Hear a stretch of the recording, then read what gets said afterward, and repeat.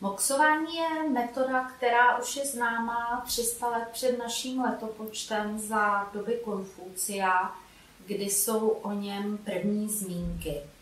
Je to vlastně požehlování bolestivých míst, anebo se také využívá při velkém vyčerpání, onemocněních, která trvala dlouhodobě, případně na podporu imunity. Nejdříve, než se začnete moxovat, tak je dobré mít k dispozici pěknou velkou svíčku, kus alobalu a moxu. U nás na našem trhu buď koupíte moxu, která je přímo balená a je uvnitř peliněk. Nevýhoda této moxy je, že hodně zapáchá, takže pokud se s ním budete moxovat, je lepší se moxovat buď na balkóně, anebo na zahradě. Pro domácí použití je mnohem výhodnější moxa karbonizovaná, přestože má trošičku nižší účinek, tak vám v bytě nebude tolik zapáchat a velmi jednoduše to vyvětráte. Moxu si takto rozstříhnete a vyndáte z obalu. Moxa na obou stranách má plochý konce a pokud ji nahřejete, tak potom z té moxy vznikne takový doutník. Alobal potom použijete, protože když skončíte moxování, tak je potřeba moxu udusit. Já na to mám takový hezký udusávátko, ale samozřejmě pokud budete doma moxovat nahodile, je to zbytečné a můžete využít alobalu. Takže alobal si naskládáte dříve, než začnete nahřívat moxu. A vytvoříte si takový stojánek, do kterého potom tu moxu zandáte, abyste ji udusili. Moxa se nahřívá nad ohněm, musíte mít trpělivost, protože to poměrně dost dlouho trvá, než z ní uděláte žhavý uhlík.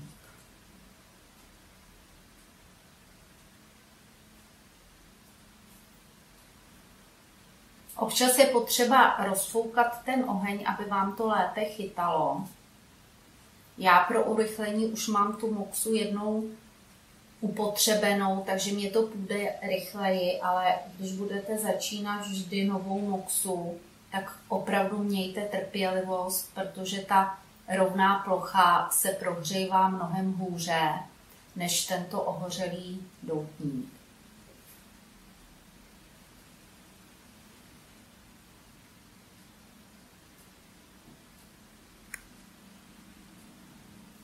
Jakmile je moxa nahřátá, vyzkoušíte si to i na ruce. Budete mít k dispozici nějaký kalíšek, kde si vždycky moxu potřete. Pracujete s ním jako s doutníkem, neoklepáváte jako cigaretu, aby vám nevypadl střep. S moxou se pracuje tak, že pokud vyhříváte akupunkturní bod, tak vlastně pomalým ďobavým pohybem, kdy jste od kůže tak daleko, ve chvíli, kdy cítíte teplo, nepřikládáte na kůži, abyste se nespálili. Pokud ošetřujete klouby, tak klouby se ošetřují krouživým pohybem, kdy si je prohříváte. Tak a teď se můžeme přesunout v moxování na podporu imunity. Základní informace najdete v mé knížce Jídlo jako lék proti stárnutí. Zde jsou uvedeny informace, kdy je přechodové období mezi zimou a jarem, mezi jarem a létem, mezi létem a podzimem a mezi podzimem a zimou. Mimo to, že v tomto období je vhodné změnit jídelníček, tak je vhodné i si prohřívat určité akupunkturní body, abyste podpořili svoji imunitu. Hodí se to zejména pro lidi starší, pro děti, které jsou často nemocné, ale samozřejmě to můžeme dělat všichni my ostatní. Období zima-jaro používáme třetí bod na játrení. Ten bod naleznete na noze, takže já si slíknu ponožku a ukážu vám, kde leží.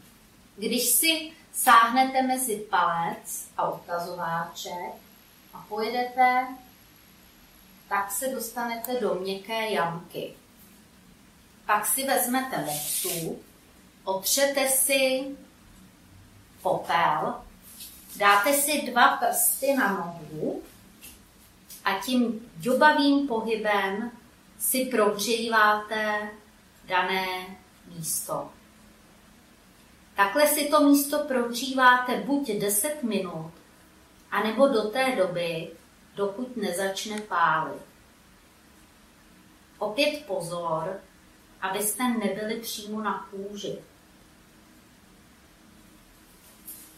Takže tento třetí bod jater používáme, když je přechodové období mezi zimou a jarem, což je mezi 21. lednem a 3.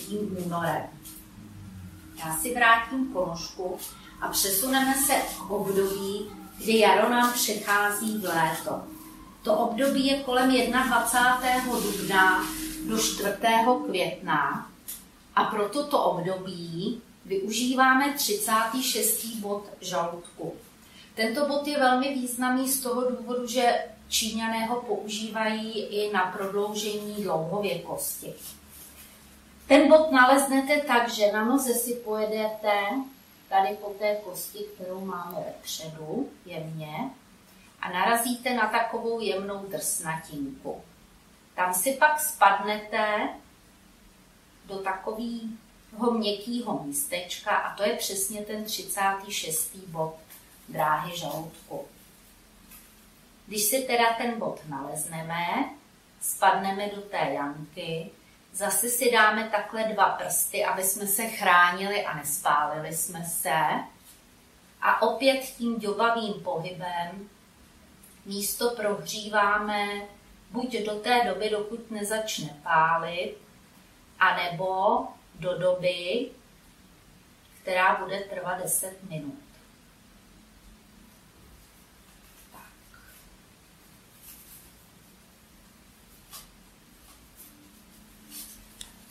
Když nám končí léto, tak končí někdy kolem 23. července. U nás je to v období, kdy má svátek Anna, a to je období, kdy léto se pomalučku přesouvá k podzimu a je vhodné zase posílit další bod, abychom měli imunitu a nebyli jsme v době podzima nemocní. Na to slouží 8. bod dráhy tenkého střeva, který naleznete na lokti, když si strčíte ruku a dáte si takhle k lokti 2 prsty, tak nahmátnete 2 kostičky.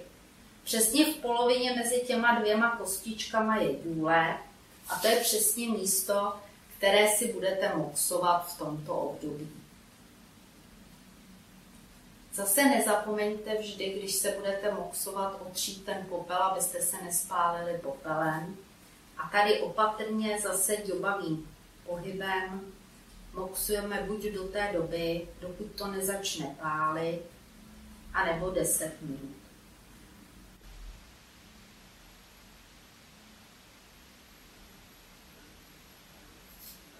A poslední přechodové 4.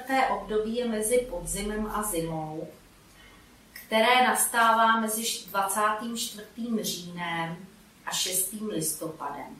V tomto období se moxuje bod perikardu, 7. bod na dráze perikardu, který je taktéž na ruce a který naleznete uprostředku ruky a zase opět ďobavým pohybem prohříváte, dokud nezačne pálit, anebo prohříváte 10 minut.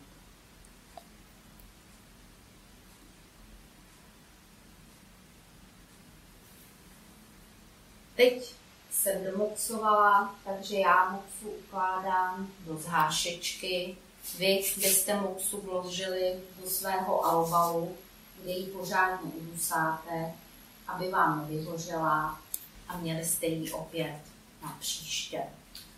Takže vám přeju hodně hezký zdravý život s moxováním.